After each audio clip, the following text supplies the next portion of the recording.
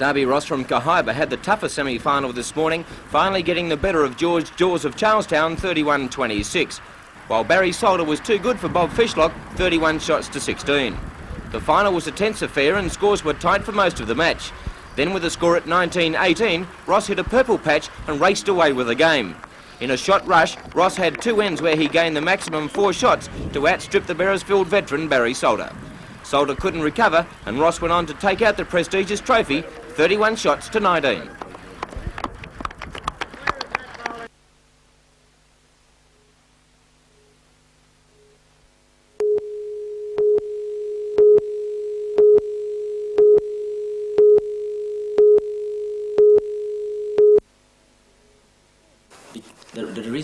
Fourth-year architecture student Chai Tan wants to create a fresh approach to high-rise buildings.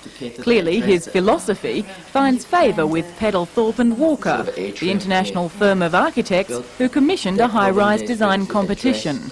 Chai Tan won a prestigious award from the firm for his submission on the brief. The designated site in Sydney's central business district, valued at a cool $220 million, presents a variety of challenges to the architect. But Chai's design, praised for its simplicity, successfully tackles planning and environmental problems. The reason why I've sort of tear it around and step it up is really to cater to address the sun angle and the angle that the sun is casting a shadow onto Pitt Street Mall. 4 Newcastle University students were awarded commendations for their designs, while Chai received $1,500 and a job offer. For the Singapore-born student, the future looks bright. Well, I'd like to be an architect, of course. I guess, in terms of a theoretical situation, I'd like to create something fresh in terms of the outlook of buildings in the 21st century.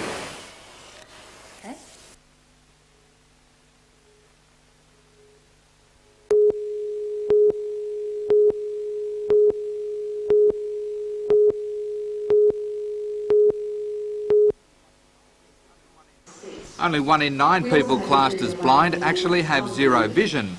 Others see life through a haze or distorted lines of sight. For those with impaired vision, a range of computers that talk, enlarge writing, produce braille, and maps with raised contours have been developed for the workplace. All the new technology has been designed for comparative systems already in use in most companies.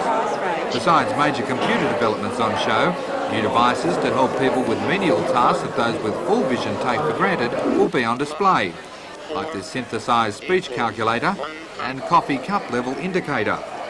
Technology Resource Officer for the Royal Blind Society, Ree McNaughton, says the high-tech developments for those with impaired vision will give them newfound confidence in the workplace. It gives them an equality almost to these people with full sight, allows them to do things that we take for granted. The display will be open tomorrow to the public in City Hall from 10 o'clock.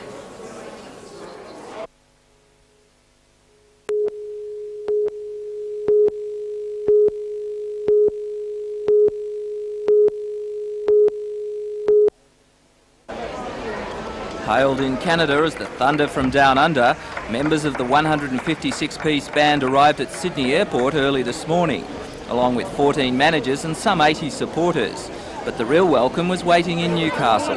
Mobbed by their family and fans, the marching Koalas exhibited some of the spoils of their success. Last week in Canada, the young musicians performed in front of 350,000 people at the Calgary Stampede. 29 other bands competed, but the Koalas scooped the pool, winning Best School and Junior Band, the Best Band banner, and the Best Overall Band in the parade. Walking down the Stampede Parade, everyone was just cheering and yelling out, "G'day Australia!" It was amazing, they were just so supportive and everything. We made a lot of new friends and a lot of new people that we met, and it's really great. Any special highlights? No, it was just all good. The band performed 14 times on tour, each time spreading the word about Newcastle and the Hunter Valley. People now know where Newcastle is. They certainly know that the marching Koalas come from one of the greatest places in Australia. Even Mickey Mouse was won over in Disneyland. Peter Ryan, NBN News.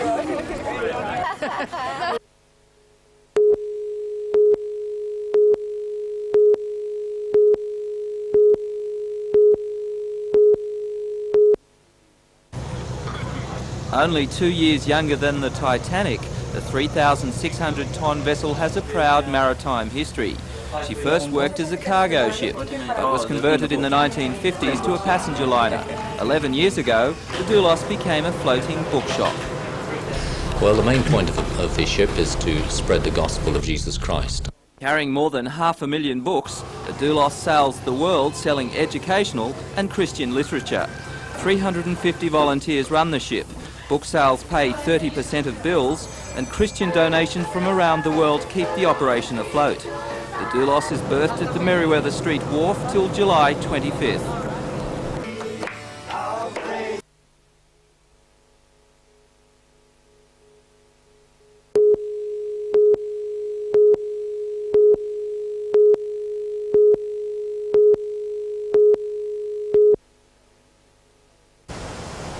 Trade unions have staged a 12-month campaign against government legislation altering workers' compensation.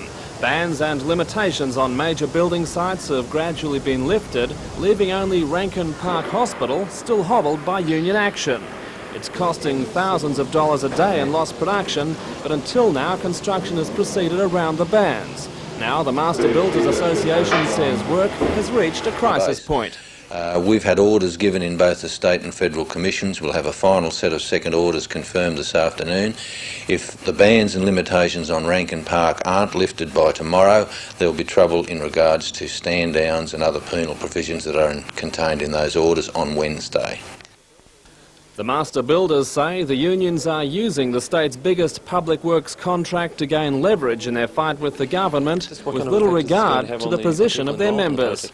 Well, I don't think the people involved in the project want a bar of it. I think it's just a union campaign which is designed to embarrass the state government, and they're using that large project as their vehicle.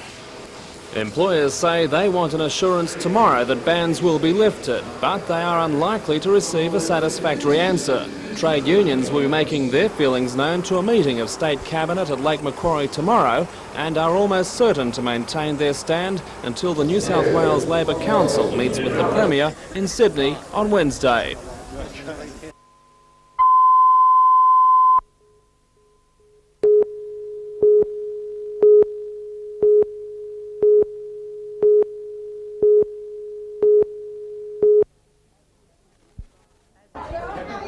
As would befit a vice-regal visit, the red carpet was rolled out at the Curry Community Centre and given the once-over with a vacuum cleaner. Outside, some nervously awaited the Governor-General's arrival.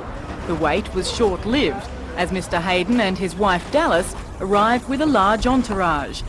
Inside, Mr Hayden received the vice-regal salute and then addressed a crowd of around 200 locals, including senior citizens, retired mine workers, ex-service people and members of various community groups.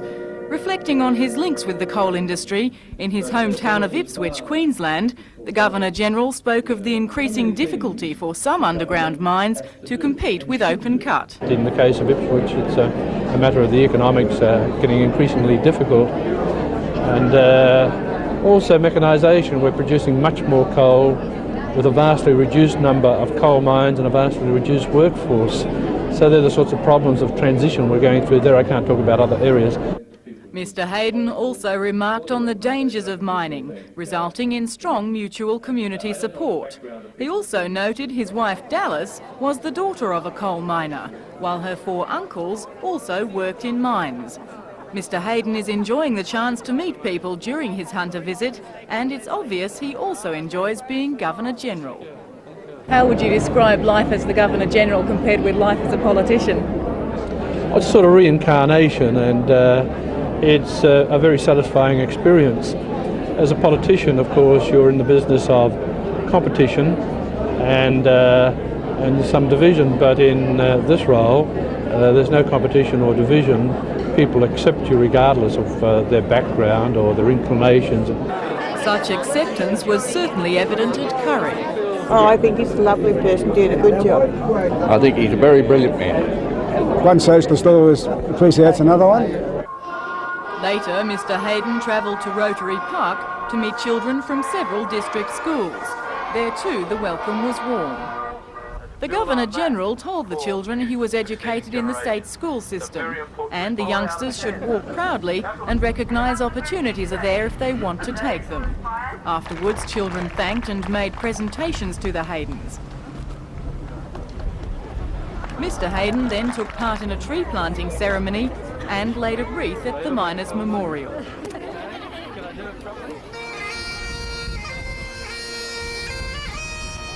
And on a lighter note, for those without a camera, there were other ways to record the Governor-General's visit.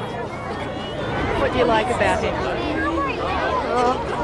How he shakes your hand and stuff like that. He's handsome. I think he's good. And he's a very special part of Australia. The Governor-General's three-day tour of the Hunter winds up in Newcastle tomorrow. He'll be visiting BHP and then will travel to Customs House Plaza where he'll dedicate the Newcastle Harbour foreshore as a national engineering landmark. Belinda Borissow, NBN News.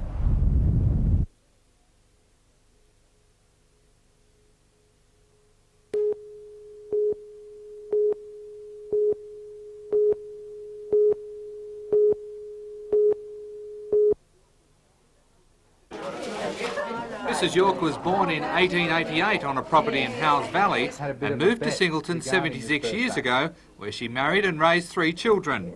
Mrs York has outlived her husband and her son, but is now the proud grandmother of 4 and great-grandmother of 8. Mrs York celebrated her birthday with friends, other patients at Singleton Hospital and her daughter Mona. No money was laid down on the bet that Mrs York would see out 101, just her determination to gain some recognition and see herself on telly after she says everyone ignored her last year. Although there wasn't a great deal of champagne around, flowers and gifts have been pouring in all day from doctors, community leaders and friends. And to mark the occasion, hospital staff baked a special cake to pay tribute to a woman who's seen the birth of electricity and the growth of the motor car. Darren Curtis for NBN News.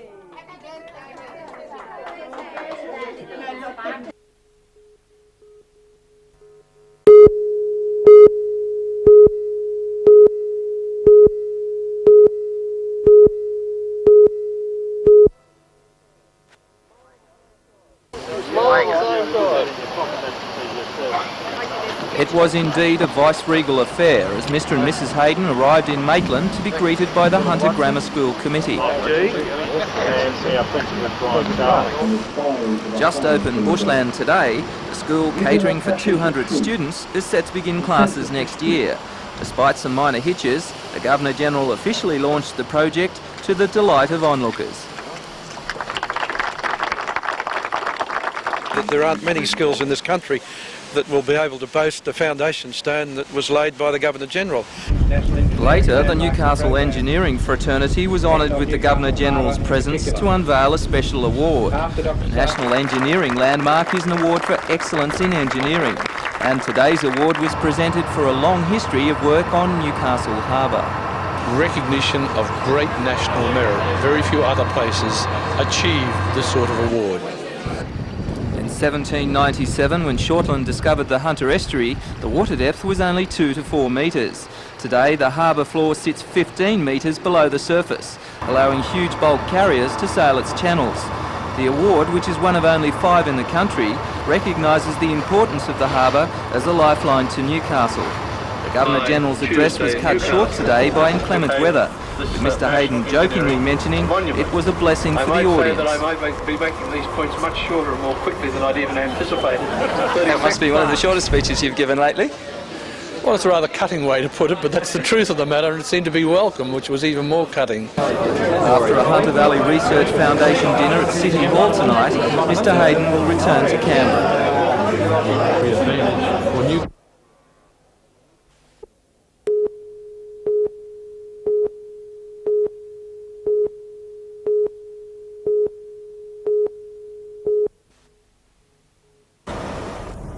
The vehicle spun out of control at the intersection of Maitland Road and Elizabeth Street at Tyers Hill just before 9 o'clock tonight. The van had been travelling towards Newcastle when it hit a power pole. As it came around the corner, it was going at a fair speed, and as it came around, it hit this telegraph pole here, and the back of it fell off. Then it rolled a couple of times and it ended up down here at the corner there and hit that post there. And there was 3 people in the accident. One was cut around the head and the other one was just walking around with a beer in his hands. The cross member from the pole was snapped on impact. Shortened electricity repairmen were called in to repair the damage. Police blocked the Newcastle lane of Maitland Road while fire brigades cleaned up debris. One man was taken to the Mater Hospital with minor injuries.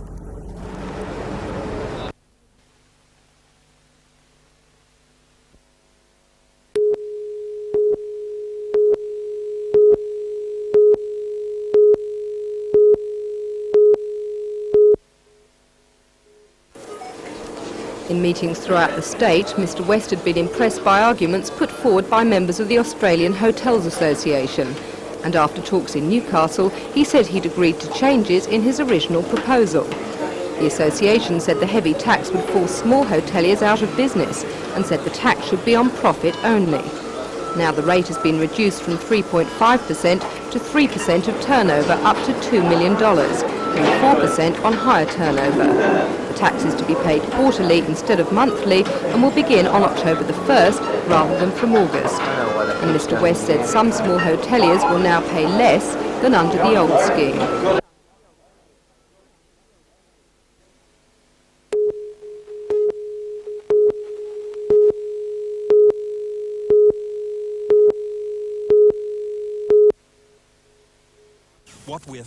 More than 280 tonnes of chlorofluorocarbons are released into the atmosphere every year from air conditioning units.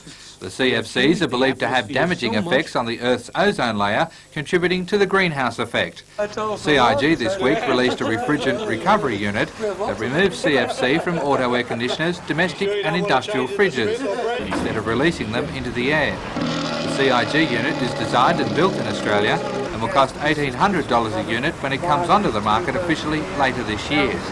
Don Jones from CIG says the recovery units will have most impact on the auto industry, and although the unit is not yet into full production, reaction has been positive, with firm orders already placed by local service stations. However, Natrat Air Conditioning has already taken delivery of a competitive recovery unit. The Murray ATC 5000 has an advantage over the CIG unit because it draws the gases out, recycles them for purity and returns them to the air conditioner, without the need to bottle the gas for recycling and injecting new costly gas. In October, Western Australian legislation will come into force insisting that all air conditioning service work use the recovery units. The New South Wales government is yet to decide whether the units will become compulsory. Darren Curtis for NBN News.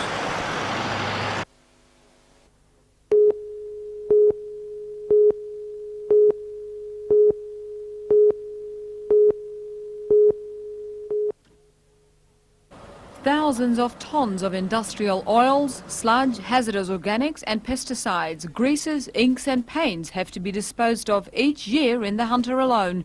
Much of it is trucked to Sydney, but at about $600 per aqueous tonne, authorities say some organisations prefer to simply dump their wastes.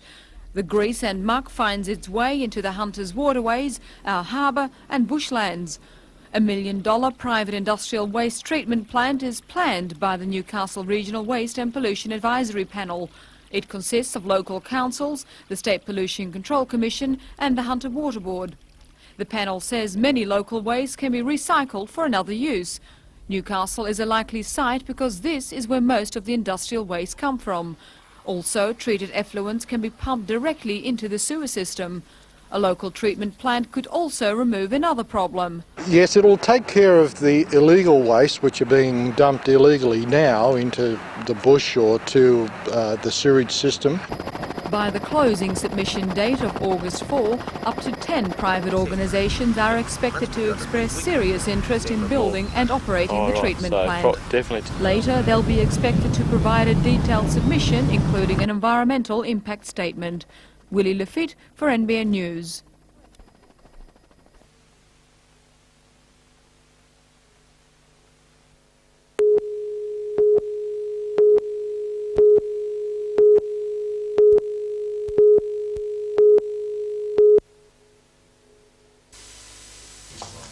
proof of the health system's heavy reliance on its young doctors was the impact of their absence for 5 hours today.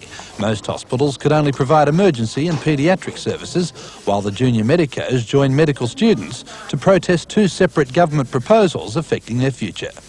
We've really got to stand up, and now's the time to fight these 2 pieces of legislation.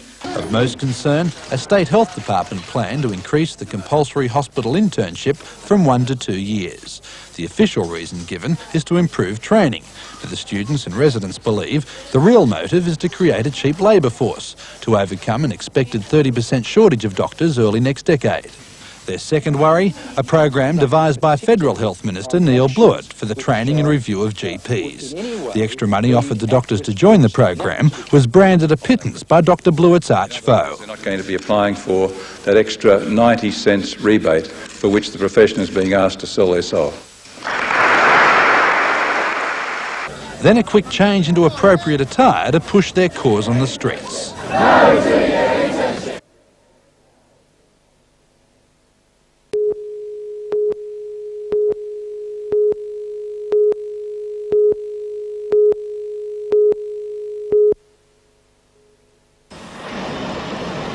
Rail workers are already familiar with the Booz Allen inquiry commissioned by the government to report on the viability of the state rail service. Employees appeared to reluctantly agree that the SRA had to take drastic steps to overcome economic doldrums which are costing the taxpayer $3 million a day. The Booz Allen report recommends long-term staff cuts, which will see Newcastle's 2,200 employees reduced by about 800 through natural attrition, redeployment and voluntary redundancy. Today, the plan was spelt out more clearly to the rail workers by Regional General Manager Bruce Hall. In a rush towards efficiency, the first 350 positions will be abolished within 12 months. At the same time, plans will be drawn up to make unprofitable country passenger and freight services more economical. Mr Hall says the move won't mean a cut in services. State Rail is not in the business of cutting back services. We will offer, particularly in the Hunter region, on the north coast, up into the northern tablelands, increased services in all sectors of our freight and country passenger business.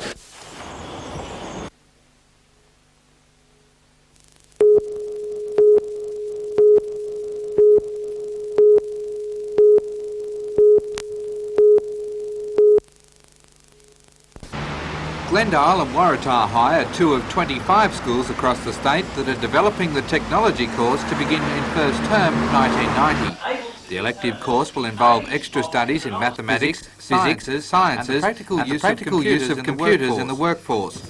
BHP and Ganninan are supporting the scheme to provide the practical components. General Manager for BHP Rod and Bar Products Division, Bob Chenery, says the scheme is in line with the changing face of industry. These were industries that didn't exist before.